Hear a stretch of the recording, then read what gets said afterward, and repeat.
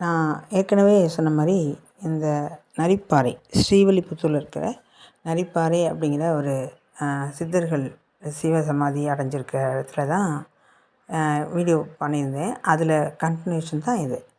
இதில் இங்கே ஒரு முருகன் இருக்கார் பார்த்தீங்களா? இங்கே தான் இந்த முருகர் தான். இதில் முருகர் வந்து எல்லாத்த விட எந்த கோவிலை விட இங்கே இருக்கிற ஸ்பெஷல் என்னென்னு கேட்டிங்கன்னா, இந்த ஆவுடை இருக்குது பார்த்தீங்களா?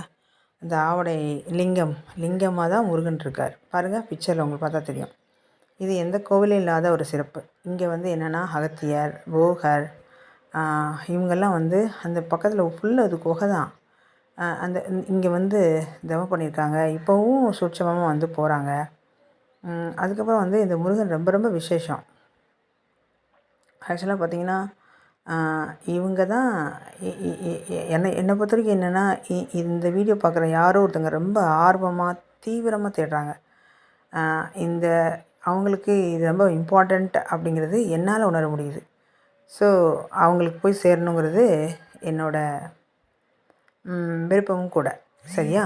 அடுத்து இன்னும் இதில் சொல்ல வேண்டியது என்னென்னு கேட்டிங்கன்னா, இங்கேருந்து இந்த முருகன் அப்போது இங்கே சித்தர்கள்லாம் வந்திருக்காங்கன்னா, இங்கே நம்ம என்ன சொல்லுவோம், குரு பரம்பரையில் நம்ம சிவன், பார்வதி, அப்புறமா வந்து நந்தி, அப்புறம் காலாங்கி, அப்புறம் திருமூலர், அப்புறம் அகத்தியர் அப்படி வருமா? இந்த அகத்தியர் தான் என்ன பண்ணுறாருன்னா, இங்கே போகர், அப்புறமா வந்து இந்த சுந்தரானந்தரோட பிக்சர் போடும்போது நான் அந்த விஷயத்த சொல்கிறேன் நான்.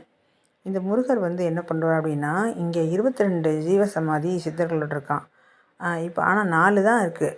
அந்த முன்னாடி வந்து ஒரு கொக்கி செம்பு சித்தர்னு சொல்லுவாங்க. அந்த செம்பு சித்தர், அப்புறமா நித்யானந்தர், சுந்தரானந்தர்,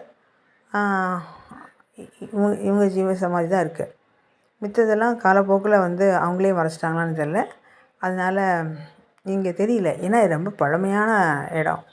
அது சுந்தரானந்தரோட இந்த ஜீவசமாதி இருக்க இடத்துல வந்து பார்த்திங்கன்னா, மேலே கல்வெட்டு எழுதியிருக்காங்க அந்த பாறையில் 1914 அப்படின்னு சொல்லிட்டு. அப்போ 1914 இருந்துச்சு அப்படின்னா, இது எவ்வளோ பழமையானதுன்னு பாருங்கள். சரிங்களா?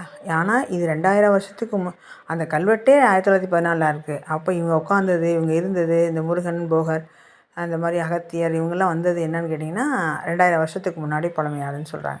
ஸோ இந்த முருகனை வேண்டிக்கோங்க. இந்த முருகன்கிட்ட வந்து உங்களோட கோரிக்கை வைங்க. நான் ஏற்கனவே சொன்ன மாதிரி தான், உங்கள் பிரச்சனை, உங்கள் கோரிக்கைகள் அனைத்தும் இந்த முருகன் நிறைவேற்றி வைப்பான்னு நான் மனசார நம்புகிறேன்.